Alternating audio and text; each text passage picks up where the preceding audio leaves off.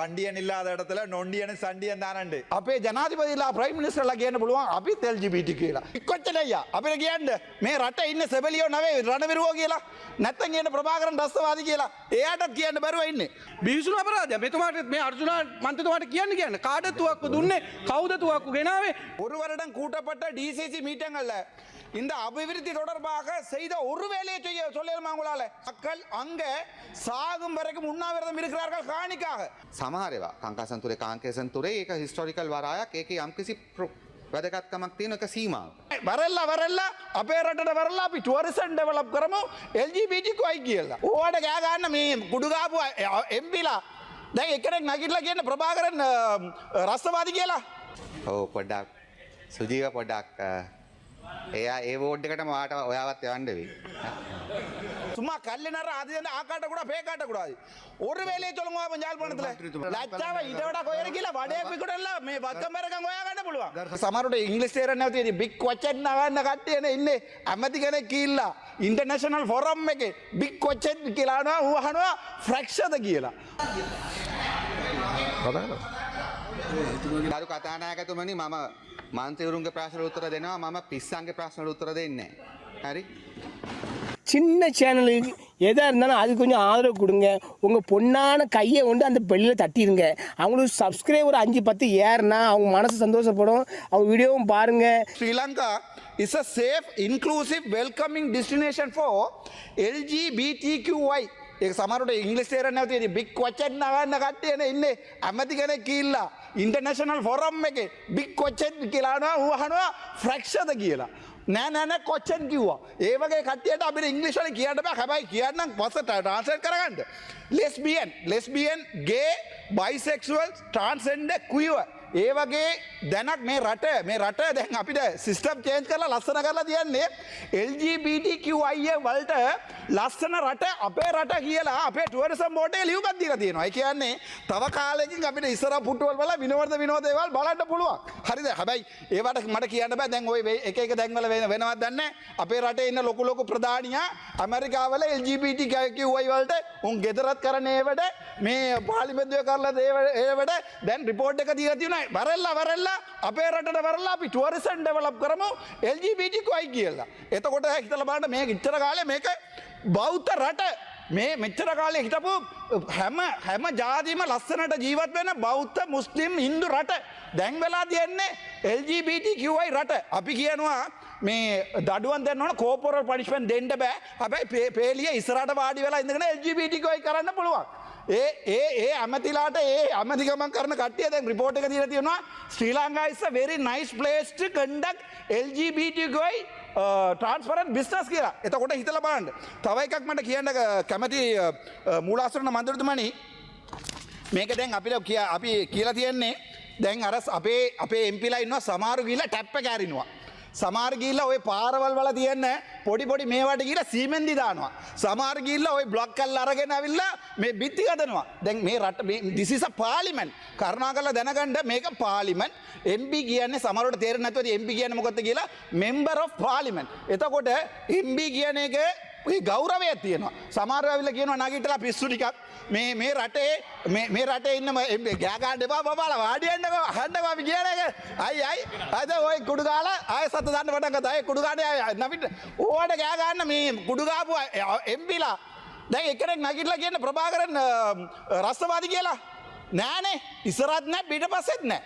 හැබැයි අපේ සබලියෝට කියන්නේ මොකද්ද? අපේ රණවිරුන්ට කියනවා සබලියෝ කියලා. ඔයගොල්ලෝ කොන්ද බණ දිනවන කවුරු හරි මම බලා දෙන්න. මගේ විනාඩි 9ක් තියෙනවා මම දෙන්න. කවුරු හරි නැගිටින්න ඔන්න එනවා බිග් කොච්චන් අයියා. අපිට කියන්න මේ රටේ ඉන්න සෙබලියෝ නෙවෙයි රණවිරුවෝ කියලා. නැත්තම් කියන ප්‍රභාකරන් රස්තවාදී කියලා. එයාටත් කියන්න බැරුව ඉන්නේ. ගරු මූලාශ්‍රන මන්ත්‍රීතුමනි ඒ තරමට මේක රට වැඩිලා තියෙන්නේ. තව කල් යනකොට අපිට සමහර වෙලාවට දැන් නෙවෙයි අපේ ජනාධිපති ප්‍රයිම් මිනිස්ටර් ඒ වගේ කට්ටිය LGBTQI ප්‍රොමෝට් කරන්න පුළුවන් වීඩියෝ දාලා. ඒ විදිහට අපේ රට ගිහිලා තියෙන්නේ මේක දිසිස ඔයගොල්ලෝ දැක්කම අපේ රට කියන්නේ අපේ ලෝකයේම අපේ රටට ජංගිසි ගෞරවයක් තියෙනවා. ශ්‍රී ලංකා කියන pearl of ocean of Indian Ocean. එතකොට අපේ රටට LGBTQI ප්‍රොමෝට් කරනවා. හැබැයි අපිට කවදාවත් මේ අර කෝපොරල් පනිෂ්මන්ට් එක තියාගන්න බෑ. ඒක වැරදි කියලා කියනවා. இதான் சொல்றது பாராளுமன்ற சபாநாயகர் அவர்களே, சண்டியன் இல்லாத இடத்துல நொண்டியனும் சண்டியன் தானண்டு. என்னென்றால் யாழ்ப்பாணம்ன்றது என்பிபியினுடைய வெத்தலைப்பட்டி இல்லை. நான் கேட்குற கேள்வி என்னென்றால், கேட்ட கேள்விக்கு ஒரு பதில் கூட ஒழுங்காக வரையில. நான் இதுவரைக்கும் கேட்ட கேள்விக்கு ஒரு பதில், அந்த அமைச்சிட்ட கேள், இந்த அமைச்சிட்ட கேள், இந்த அமைச்சிட்ட கேள். நான் கேட்குற கேள்விக்கு ஒரு பதிலை கூட ஒழுங்காக சொல்ல தெரியல. வடக்கில் அபிவிருத்தி என்று சொல்ற பேர்வையில் மக்களுடைய காணிகள், மக்கள் அங்கே சாகும் வரைக்கும் உண்ணாவிரதம் இருக்கிறார்கள் காணிக்காக. எவ்வளவு பொய் சொல்றாருன்னு பாருங்கள் இவர்கள். நான் கேட்குற முதலாவது கேள்வி, என்னுடைய ஒரே ஒரு கேள்வி, அந்த மானா பிரதீபனை நீங்க வெளியேற்றல, ஊழல்னு உங்க ஆளுநர் கடிதம் அடிச்சிருக்கிறார், நீங்கள் மானா பிரதீபனை வெளியேற்றல. சரி, கவலை இல்லை, பரவாயில்லை. இதுவரைக்கும் இந்த டிசிசி மீட்டிங் ஒரு வருடம் கூட்டப்பட்ட டிசிசி மீட்டிங்கள்ல இந்த அபிவிருத்தி தொடர்பாக செய்த ஒரு வேலையை சொல்லணுமா உங்களால? சும்மா கல்லுநர் அது ஆக்காட்ட கூட பே காட்டக்கூடாது. ஒரு வேலையை சொல்லுங்க யாழ்ப்பாணத்தில், ஒரு வேலை எழும்பி சொல்லுங்க. இந்த டிசிசி மீட்டிங்கள்ல எடுக்கப்பட்ட தீர்மானங்கள் நடைபெற்றது என்று சொல்லி ஒரு வேலையை சொல்லுங்க. சும்மா ஆக்காட்டுறது பே காட்டுற வேலையை வந்து யாழ்ப்பாணத்தில் வைக்க கூடாது என்றால் யாழ்ப்பாணம் அவரை வச்சு வெற்றிலப்பட்டு இல்லை. வார நேரம் போற நேரம் நான் சாப்பிட்றது. ගරු අමාත්‍යතුමා ඔබතුමාට ස්තුතිවන්ත වෙන මෙම ප්‍රකාශ කරන්න අවස්ථාව ලබා දීම පිළිබඳව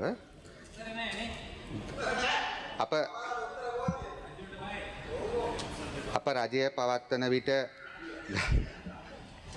පොඩ්ඩක් සුජීව පොඩ්ඩක් එයා ඒ වෝඩ් එකටම ඔයාට ඔයාවත් යවන්න වෙයි. ඒ වෝඩ් එකටම යවන්න වෙනවා. පස්සේ කියන්න. ගරු කතානායකතුමනි, වෙලා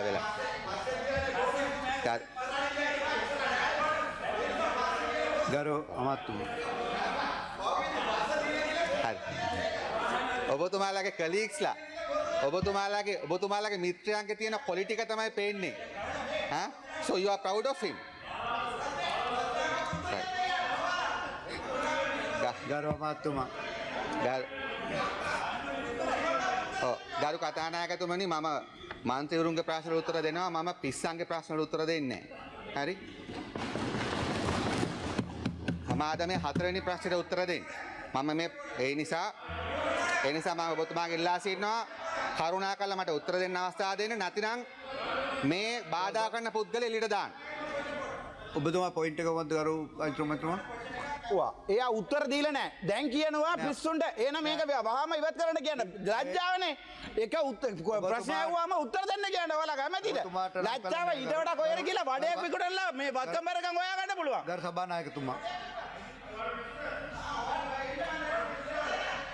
සභානායකතුමා ඔබතුමාගේ අර්චනා මන්ත්‍රීතුමා ඔබතුමා ඉඳගන්න. ඔබතුමාට කරුණු පාදිත කර ගැනීමක් කරන්න.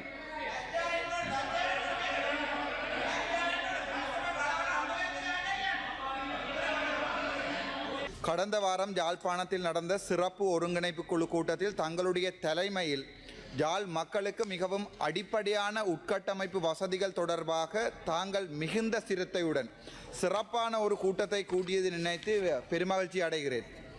அதில் விவாதிக்கப்பட்ட விடயங்களில் 2 முக்கியமான விடயங்கள் பொதுமக்களின் நலன் கருதி பாராளுமன்றத்தில் விவாதிக்கப்பட வேண்டிய விடயமாக மாற்றப்பட்டிருக்கிறது.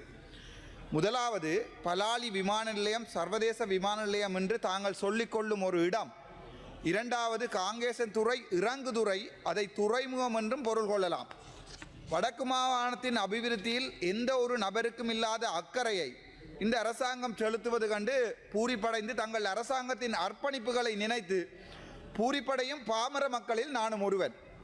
ஆனால் வெறும் வாய்ப்பேச்சுகளால் ஒரு வருடத்தை கடந்துவிட்ட அரசாங்கத்திடமிருந்து நிலையான அபிவிருத்தி ஒன்றை வடக்கு மாகாணத்துக்கு பெற்றுக் கொடுத்து விட வேண்டும் என்ற அடிப்படையில் எதிர்க்கட்சியிலிருந்து மிகவும் கரிசனையுடன் சில விடயங்களை தங்களிடம் கேட்க வேண்டி இருக்கிறது. வடக்கு மாகாணத்தில் இருக்கின்ற பலாலி உள்நாட்டு வெளிநாட்டு விமான நிலையத்துக்கு அதன் அபிவிருத்திக்காக தங்களுடைய அரசாங்கத்தால் 2025ஆம் ஆண்டு ஒதுக்கப்பட்ட மொத்த பணம் எவ்வளவு? அதில் 2025ஆம் ஆண்டு செப்டம்பர் மாதம் 21ஆம் தேதி வரை செலவழிக்கப்பட்ட பணம் எவ்வளவு? அதற்குரிய ஆதாரங்களை பாராளுமன்றத்தில் பொதுமக்களுடைய பார்வைக்காக சமர்ப்பிக்க முடியுமா? இது முதலாவது கேள்வி. இரண்டாவது கேள்வி, வடக்கின் ஒரே ஒரு பொருளாதார துறைமுகமாக இருக்கும் காங்கேசன்துறை இறங்குதுறை, அது துறைமுகமாக மாற்றப்படவில்லை. அபிவிருத்திக்காக தங்களுடைய 2025ஆம் ஆண்டு வரவு செலவு திட்டத்தில் ஒதுக்கப்பட்ட பணம் எவ்வளவு? அதில் 2025ஆம் ஆண்டு செப்டம்பர் மாதம் 21ஆம் தேதி இந்த கேள்வி வழங்கப்படும் வரை செலவழிக்கப்பட்ட பணம் எவ்வளவு, அதனை ஆதாரங்களுடன் இந்த பாராளுமன்றத்தில் சமர்ப்பிக்க முடியுமா? மூன்றாவது கேள்வி, வடக்கு மாகாணத்தில் கடந்த 2025ஆம் ஆண்டு வரவு செலவு திட்டத்தில் சிறு சிறு துறைமுகங்கள் மற்றும் இறங்கு துறைகளுக்காக ஒதுக்கப்பட்ட மொத்த பணம் எவ்வளவு, அவற்றில் செலவழிக்கப்பட்ட பணம் எவ்வளவு, ஆதாரத்துடன் பாராளுமன்றத்தில் சமர்ப்பிக்க முடியுமா? இது என்னுடைய மூன்றாவது கேள்வி. நான்காவது கேள்வி, கடந்த ஒருங்கிணைப்பு குழு கூட்டத்தில் ஊழல்வாதி, தெளிவாக சொல்கிறேன், ஊழல்வாதி என்று ஆளுநரால் தங்களுடைய கேபினட் அமைச்சருக்கு எழுத்து மூலம் அறிவிக்கப்பட்ட அரசாங்க அதிபர் மானா பிரதீபின் அவர்களை பதவியிலிருந்து விலக்குமாறு அறிவுறுத்தப்பட்ட அந்த கடிதத்தின் மூலம் அந்த நபர் அவர்கள் வலிகாமம் வடக்கில் மீள்குடியேற்றம் தொடர்பாகவும் இராணுவத்தால் அரசியல் இராணுவ நோக்கங்களுக்காக அபகரிக்கப்பட்ட மக்களின் காணி தொடர்பாகவும் கருத்துக்கள் தெரிவித்திருந்ததை பொதுமக்கள் அவதானித்திருக்கிறார்கள். அந்த கருத்துக்களுக்கு அமைய பலாலி விமான நிலையத்தின் தற்போதைய நில அளவு எவ்வளவு? பலாலி விமான நிலையத்தில் சட்ட ரீதியாக அரசாங்கம் கொண்டிருக்கும் நில அளவு எவ்வளவு? பலாலி விமான நிலையத்தில் சட்ட ரீதி அல்லாத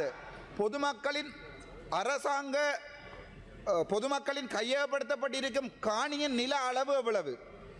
பொதுமக்களின் காணிகளில் இதுவரை உரிமையாளர்களுக்கு வழங்கப்பட்ட பணம், அதாவது கம்பன்சேஷன் எத்தனை குடும்பங்களுக்கு வழங்கப்பட்டது, எப்போது வழங்கப்பட்டது, யாரால் வழங்கப்பட்டது, அதன் மொத்த பெறுமதி எவ்வளவு?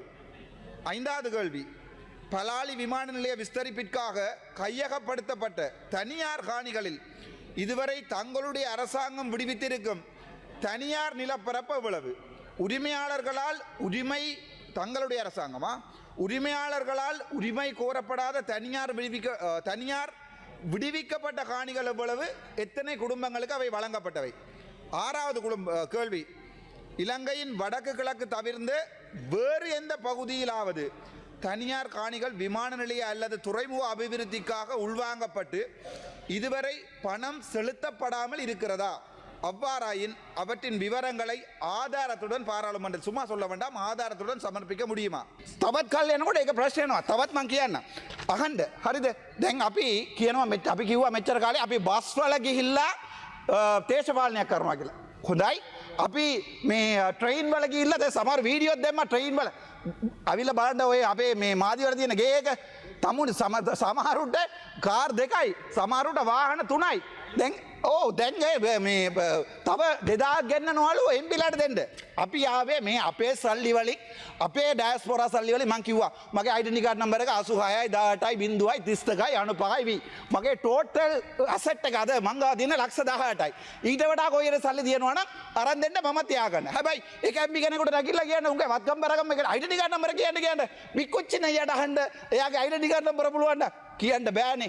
වඩේ විකුණල්ලා පාම් විකුණල්ලා දැන් මේ මාත්‍ය වල ගිහලා අඩුවා මන් දැන් මේ කෙසල් කෙඩි ගත්තා රයිස් ගත්තා මට මේ මිනිස්සු සල්ලි දුන්නාම පාන්න කියලා නෑ නෑ මං කියනවා පරුප්පු කියලා. වෙඩේ දින උඹලාට කිය පුළුවන් නම් නැගිටලා කියපළ ඔයගොල්ලෝගේ ඩෙන්ටි කාඩ් නම්බර එක. අර මන්ත්‍රීතුමනේ ඔබතුමාට තව විනාඩි දෙක කාලයක් ඉතුරු තියෙනවා. විනාඩි දෙකක් තියෙනවා ඒකට දරින්න පොඩේද. හරිද? එතකොට මම මට අහන්න කැමති ඔයගොල්ලෝ වත්කම් බරකක්. මෙච්චර කාලේ කිව්වා අපිට සල්ලි නෑ. අපි ප්‍රභු ජාතියක් නෙවෙයි. අපි සාමාන්‍ය මිනිසුන්ගේ ජාතියක් කියලා කිව්වා. දැන් වෙන්නේ මොකද්ද? දැන් බලුවම ඔයගොල්ලෝගේ වත්කම් බරකම් නාමල්ට වඩා වැඩි. දැන් බලුවම මේ ජෝතිලගේ එයාගේ ඒකට වඩා වත්කම් බරකම් වැඩි. එතකොට මට මේ කියන්නේ හිනාවක්. එතකොට ඔබතුමාලා මේකට කියන්නේ ක්‍රියාවලිය මොකද්ද? දැන් ඔයගොල්ලෝ කියනවා අපිට සල්ලි නැහැ කියලා. සල්ලි නැත්තම් සමහර කියනවා තවාගේ තමන්ගේ බබාලාගේ මොකද කියන්න ඕන කියන්න කිසි අවුලක් නැහැ. මේ තමන්ගේ බබාලාගේ පියුබර්ටි සෙරිමනි වලට මිනිස්සු ඇවිල්ලා සල්ලි දුන්නා. හොඳලාට මට බබයක් නැහැ නැත්නම් මට කියන්න තිබ්බා මගේ බබාගේ පියුබර්ටි සෙරිමනි වලට තමයි මේක සල්ලි ආවේ කියලා. ඒ නිසා මට කෙල්ලෙක් නැති හින්දා දැන් මේක වෙලා තියෙන්නේ මේකේ සමහර එම්පිලා ජනාධිපති මහින්ද රාජපක්ෂගේ පුතාලානේ ඉන්නේ දැන් විපක්ෂයකින්. දැන් ඔයගේ ගියාම දකුණ හැමෝම දන්නවා ජනාධිපති මහින්ද රාජපක්ෂගේ පුතාලා තමයි දැන් මේ කන්ටේනර් පන්නන්න කියලා. ඒ ජනාධිපති ඒ කාලේ ගිහිල්ලා එක ගෙවල් වල දීපු වැඩවල නිසා දැන් මේ කන්ටේනර් එක එළියට ආවිලා තියෙනවා. ඊට පස්සේ අයියා ආවිලා බයිනවා මේ නාමල්ට උඹ තමයි කුඩුකාරයා කියලා. ඊට පස්සේ නාමල් කියනවා නෑ නෑ අයියා ඔයා තමයි කුඩුකාරයා කියලා. මේක එක පවුලේ ප්‍රශ්නේ. මේ රට හැමදාම වෙන්නේ එක පවුල මුල ඇතුලේ වෙන්න කුඩු ප්‍රශ්නයක්. මේ බලන්න මේ කරුණාකර මූලාසන මන්ත්‍රීතුමනි මේකෙන් අපේ වගේ තුප්පත් මිනිසුන්ට මොකරි වෙලා තියෙනවද කියලා අපිට පෙට්‍රෝල් අඩු වුණාද? විට්ස් එක $1,00,000ට හම්බුණාද? එහෙම නැත්නම් ඔයගොල්ලන්ට ජපාන් බයික් එකක් හම්බුණාද කියලා මේක කවුරුද 5ක් නෙවෙයි 10ක් කරුවොත් මේ බොරුවක් මේගොල්ලෝ දිගින් දිගටම කරනවා. ආයේ නාමල් අල්ලනවාද? එයාගේ වැරේ අමති අයියා ආයේ ඉස්සරහට නාමල් ජනාධිපතිතුමා අයියා අල්ලනවා. ඊට පස්සේ තපරවෙස්ස දෙන්න මම ඉවර කරන්න. ඒ නිසා මේ දුප්පත් මිනිසුන්ට කියන්නේ මේ දේශපාලනය කියන්නේ මම වැඩි කාලෙ ඉන්නේ නැහැ. බය වෙන්න එපා. ඉන්නේ තව මාස 2-3යි. හැබැයි මං ඉන්නකම් ඇත්ත කියලා තමයි යන්නේ. මේ සාමාන්‍ය ජනතාවට කවදාවත් හොඳ දේවල් වෙන්නේ නැහැ. අපිට පෙට්‍රෝල් 150ට ගන්න වෙන්නේ නැහැ. දැන් පෙට්‍රෝල් බාකියයි තමයි 150ට ගන්න පුළුවන්. මේ ඉන්නේ එක්කෙනෙකුට කියන්නකෝ ඒගොල්ලෝ වේදිකාවල ඒවා කිව්වේ නැද්ද කියලා. කවදාද ඒක වෙනස් කරන්නේ? සිස්ටම් නැවේ වෙනස් වෙන්නේ මේ රටේ. සමහර වෙලාවට ඉස්සරහට යනකොට අපේ ජනාධිපතිලා ප්‍රයිම් මිනිස්ටර්ලා කියන්න පුළුවන් අපිත් LGBT කියලා. එච්චර තමයි වෙන්නේ මේ රටේ. thank you. ඒ නිසා ගරු සභාපතිතුමනි මේ පිළිබඳව පරීක්ෂණ කරන්න කියන්නේ ඒක තමයි මේ අපේ කර්චුනා මන්ත්‍රීතුමා කිව්වා තුවක්කු ගෙනාවා කියලා. ඉතින් එහෙමනම් බිහිසුණු අපරාධයක් තමයි. බිහිසුණු අපරාධයක්. මෙතුමාට මේ අර්ජුනා මන්ත්‍රීතුමාට කියන්නේ කාටද තුවක්කු දුන්නේ? කවුද තුවක්කු ගෙනාවේ? කොහෙද මේ තුවක්කු ටික තියෙන්නේ? අපේ රටේ අහිංසක මිනිස්සුන්ගේ ජීවිත මේ තුවක්කු බිලිගන්න හදන්නේ ගරු සභාපතිතුමනි. මේක අපරාධයක් නෙමෙයිද? ඊළඟට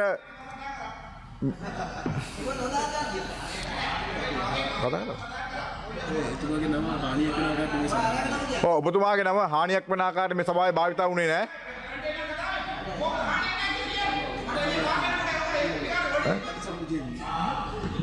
ඊළඟට ගරු වෛද්‍ය හංසක විජයමුණි මන්ත්‍රීතුමනි ඔබතුමාට විනාඩි 9 කාලයක් ලැබෙනවා.